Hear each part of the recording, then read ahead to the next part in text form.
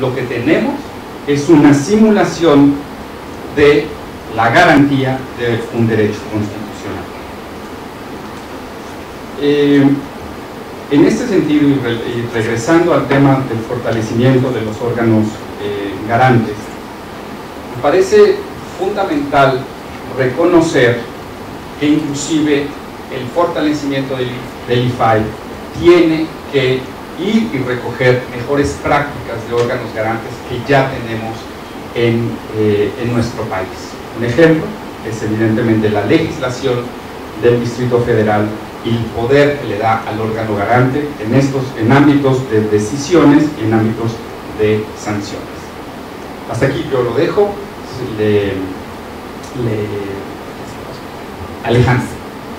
Alejandro de Jesús, adelante, doctor. Gracias, Darío. Me uno al gusto que plantea Darío por compartir la mesa con colegas que han venido trabajando no de ayer, sino ya con una larga trayectoria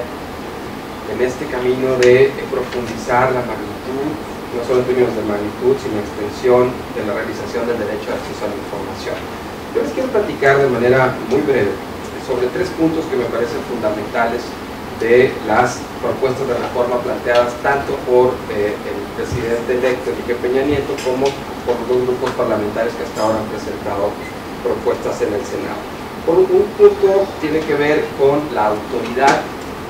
que ejerce el IFAI sobre otros órganos autónomos y particularmente sobre la Suprema Corte de Justicia. El otro tiene que ver con la discusión en torno a la suficiencia presupuestaria que permitiría una verdadera autonomía a los órganos locales de protección del derecho de acceso a la información y de tutela del derecho de acceso a la información. Y una última muy relevante para las organizaciones que estamos de este lado de la mesa representadas, que tiene que ver con la incorporación explícita de otros sujetos como sujetos obligados a la ley de transparencia en el marco de estas reformas. Sobre la primera de ellas, diré de manera muy rápida que uno de los puntos relevantes es que una de las propuestas, sobre todo la del presidente electo, deja fuera, en términos de excepción, a la Suprema Corte de Justicia como sujeto obligado, argumentando la posibilidad de que este órgano tendría que estar por encima del resto de los órganos del Estado, eventualmente para poder ejercer su función de órgano del Tribunal Constitucional. Desde nuestra perspectiva, el artículo 6º es claro al establecer que los procedimientos de acceso a la información y de revisión deberán establecerse entre órganos especializados y autónomos en materia de transparencia. Adicionalmente, existe ya una resolución de la Suprema Corte de Justicia en el sentido de que apoya la idea de que el equilibrio constitucional basado en los controles del poder y la creación de este tipo de órganos no altera ni destruye la teoría tradicional de la división de poderes. Esto es muy relevante, sobre todo si consideramos que el Poder Judicial tiene además al Consejo de la Judicatura y todo un fuerte y robusto aparato administrativo que sustenta su capacidad como órgano, como uno de los 3 poderes, y que en tanto que se realizan tareas administrativas, dejarlo fuera sería también un elemento, es decir, no se encuentra justificación alguna para que esto suceda. El otro punto relevante para nosotros tiene que ver con la suficiencia justamente presupuestaria de los órganos garantes. Como ustedes saben, fortalecer a los órganos garantes locales no pasa solamente por brindarles capacidades, autonomía constitucional y nuevas capacidades en términos de la ley. Un elemento que es súper importante es la posibilidad de que cuenten con suficientes recursos presupuestarios garantizados, permanentes, de manera sistemática, que les permita cumplir con su función. Ustedes saben que lo que no está en presupuesto no necesariamente puede ser realizable en términos prácticos. Desde esa perspectiva es importante destacar que una de las iniciativas, en particular la que ha presentado el grupo parlamentario del PAN, incorpora la propuesta de crear un fondo federal de aportaciones para la transparencia, de manera tal que esto permitiría independientemente de los deseos, buenas actitudes o malas actitudes de quienes son titulares de los ejecutivos estatales o incluso de los congresos locales, pudieran garantizarse fondos de manera equitativa y proporcionales, por ejemplo, al número a la cantidad o al número de habitantes que tiene cada uno de los estados. Este ha sido tradicionalmente uno de los elementos claves en términos de limitación para que los órganos garantes locales puedan realizar sus funciones cuando se les antoja a los gobernadores en turno. El caso de Puebla es muy emblemático en ese sentido, al reducir presupuestos de manera significativa al órgano garante, ¿no? Consideramos que la propuesta de ley en términos de reforma debe de considerar este punto como un elemento fundamental si realmente aspiramos a la homogenización del derecho de acceso a la información, al derecho a saber en todo el país, porque hasta hoy tiene una realización desigual dependiendo de en dónde vives y no necesariamente de si eres mexicano o no eres mexicano, ¿no? Otro elemento que nos parece muy importante es explicitar los sujetos obligados. Los sujetos obligados hasta ahora, en la propuesta al menos enviada a través de los grupos parlamentarios del PRI y del Verde Ecologista por el presidente electo Peña Nieto, no es explícita en términos de cuáles otros sujetos obligados deben ser incorporados a la misma. Sí lo hacen las otras dos propuestas, pero nos parece muy importante dejar de manera muy clara y explícita que tanto fideicomisos públicos como partidos políticos deben de estar considerados de manera explícita en la propuesta de reforma para que realmente podamos pensar y llevar a sus últimas consecuencias el derecho de acceso a la información independiente de todo aquel sujeto que utilice o entidad que utilice recursos públicos. Es importante decir que las organizaciones que estamos de este lado de la mesa o entre nosotros, no hubo un consenso explícito sobre la posibilidad de incluir a los sindicatos como sujetos obligados. Por tanto, no es una posición del conjunto de organizaciones, pero sí es importante mencionar que algunas de las organizaciones, entre ellas GESOC, por ejemplo, sí estamos en favor de que se incluya a los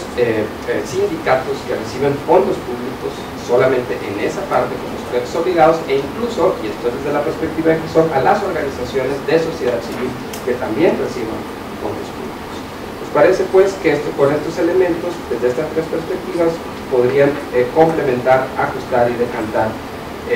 las propuestas que se han presentado y garantizarían de manera plena el derecho a acceso a la información.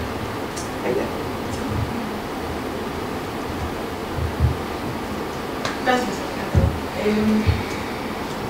Yo voy a tocar 4 puntos. El primero es en relación al proceso de nombramiento de los y las comisionadas del órgano garante federal, y en general se puede extender a los órganos locales. Sabemos que es uno de los temas que ha estado de manera más presente en el debate público, y en este sentido nos gustaría ser muy puntuales porque la iniciativa presentada por el PRI y por el Verde Ecologista mantiene el procedimiento de nombramiento como está en este momento, es decir, a propuesta del Poder Ejecutivo, y únicamente da la facultad de no objeción al Senado de la República. Las organizaciones aquí representadas creemos que para garantizar un perfil especializado e independiente de los poderes públicos, es necesario llevar a cabo un proceso de nombramiento distinto. Nos parece que el más adecuado, es decir, ningún proceso puede garantizar de manera completa que sean personas preparadas, independientes y que vayan a llevar a cabo una labor adecuada a lo que se espera de ellos. Sin embargo, creemos que un proceso de nombramiento en el que participen dos poderes, en este caso que sea aprobado por el Senado de la República, nos parece que es el más adecuado. Pero no nada más esto garantizaría un perfil especializado e independiente, creemos que tienen que haber otros puntos que son también muy relevantes.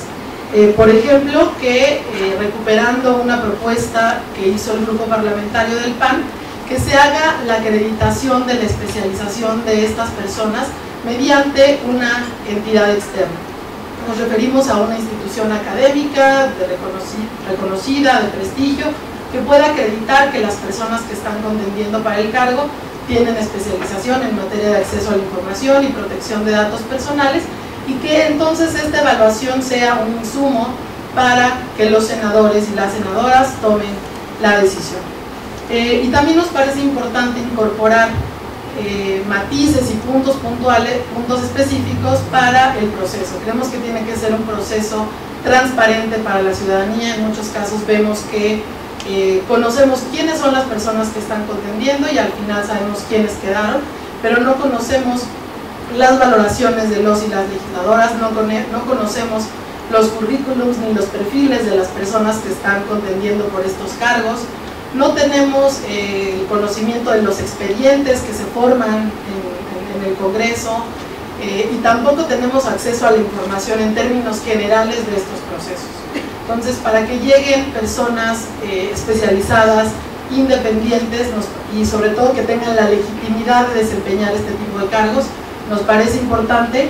que se cuenten con todos estos aspectos en el proceso de nombramiento y particularmente pues que sean evaluados por una entidad externa para garantizar su especialización. Otro punto que es importante es, y ya lo decía Darío, es importante llevar a cabo una reforma integral, y para llevar a cabo una reforma integral es necesario que la reforma constitucional prevea una armonización legislativa. Existen en la actualidad muchas leyes, algunas de ellas que estaban antes de la reforma constitucional del 2007 y otras que han sido reformadas después, pero que incluyen secretos de estados muy amplios y que incluyen reservas de información ex ante en contra del principio de máxima publicidad, que como todos sabemos obliga a que la información en principio es pública y la excepción debe de ser la reserva. En particular me refiero puntualizo las leyes que deben ser modificadas a través de esta reforma desde nuestro punto de vista. La primera es el Código Fiscal de la Federación, particularmente el artículo 69, que consagra una visión muy amplia del llamado secreto fiscal. El Código Federal de Procedimientos Penales, que en su artículo 16 pone una reserva con relación a las averiguaciones previas. La Ley de Instituciones de Crédito, en su artículo 117 y 117 bis, que consagra el llamado secreto fiduciario. Y por último, la Ley Minera y la Ley Federal